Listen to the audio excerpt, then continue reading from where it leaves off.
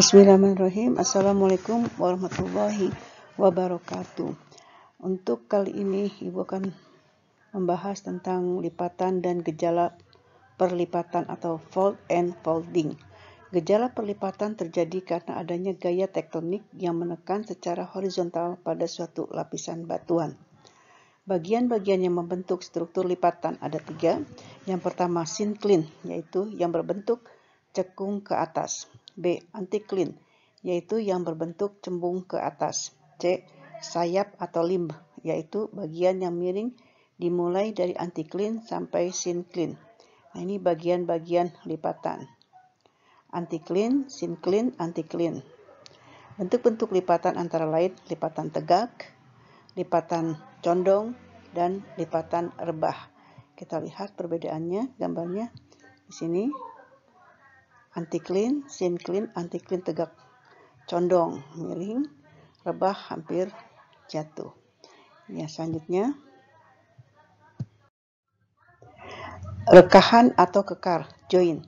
Berdasarkan cara pembentukannya terdapat 2 jenis rekahan, yaitu 1 shear atau compression joint, yaitu rekahan yang disebabkan oleh tekanan. 3. Tension joint atau kekar tegangan, yaitu rekahan yang disebabkan oleh tarikan. Bentuk muka bumi akibat tenaga eksogen atau tenaga dari luar bumi. A. Degradasi, yaitu tenaga eksogen yang bersifat mengikis muka bumi. Berdasarkan penyebabnya, tenaga degradasi dibedakan atas A. Pelapukan. Menurut penyebabnya, pelapukan dibedakan menjadi 3. Pertama, pelapukan biologi, yaitu pelapukan organik disebabkan oleh makhluk hidup. 2. Pelapukan fisika, yaitu pelapukan mekanik, terutama disebabkan oleh pengaruh cahaya matahari dan perubahan temperatur. 3. Pelapukan kimia, merupakan peristiwa penghancuran massa batuan yang disertai dengan perubahan struktur kimia massa batuan tersebut. Gerakan massa dapat dibedakan menjadi 3. Tanah longsor, karena tanah tidak ditumbuhi tanaman. 2. Tanah mengalir, karena tanah sudah jenuh air. 3. Rapan tanah, yaitu gerakan tanah secara lambat ke arah bawah. 3. Erosi. Erosi merupakan peristiwa perpindahan material yang mengalami pelapukan dari suatu tempat ke tempat lain. Berdasarkan penyebabnya, erosi dibedakan menjadi 4. Yang pertama, erosi oleh air yang disebut dengan erosion. 2. Erosi oleh es disebut dengan glacier. 3. Erosi angin disebut dengan deflasi. Dan 4. Erosi oleh air laut disebut dengan abrasi.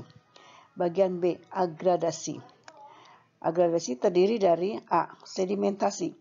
Sedimentasi merupakan pengendapan material yang dibawa oleh angin, air, atau glacier. Berdasarkan tempat dan tenaga yang mengendapkannya, sedimentasi dibedakan menjadi 3. Sedimentasi fluvial, yaitu oleh sungai. 2. Sedimen eolis, yaitu sedimen terestrial, yaitu oleh angin. Dan 3. Sedimentasi laut atau marine sedimentation, yaitu pada pantai. Ciri bentang alam akibat proses pengikisan. Wilayah kikisan. Ciri wilayah kikisan ada 5. Yang pertama, memiliki lereng yang miring dan lebih tinggi dari daerah sekitarnya. 2. Alur erosi merupakan tanda adanya pengikisan. 3. Lapisan tanah yang menutupi batuan induk relatif tipis. 4. Daerah yang terkikis menjadi tidak subur. 5. Pengikisan pada dataran rendah berjalan lambat. Dilihat dari ketinggiannya, wilayah kikisan dapat dikelompokkan menjadi 4. 1. Wilayah dataran rendah mulai dari 0 sampai 100 meter dari permukaan laut. B. Wilayah pertengahan dari 100 sampai 500 meter dari permukaan laut. C. Wilayah pegunungan 500 sampai dengan 1000 meter dari permukaan laut.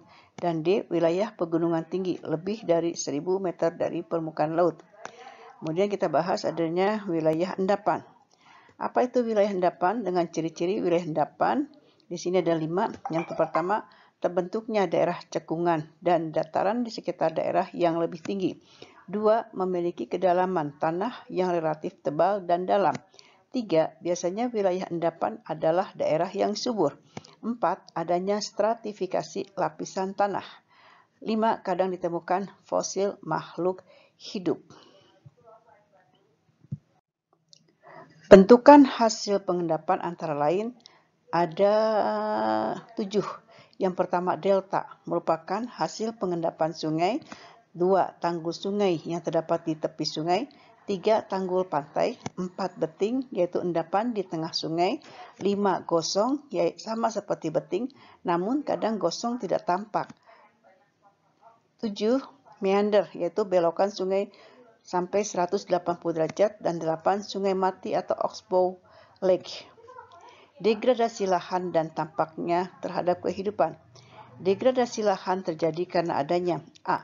Faktor manusia karena aktivitasnya, yaitu meliputi penebangan hutan besar-besaran, kerusakan lahan akibat manusia tidak dapat menjaga lingkungannya, pertumbuhan penduduk yang tinggi, aktivitas pertanian yang seringkali tidak cocok dengan kondisi lahan, pembukaan lahan di daerah pegunungan, dan lahan bekas pertambangan yang dibiarkan begitu saja.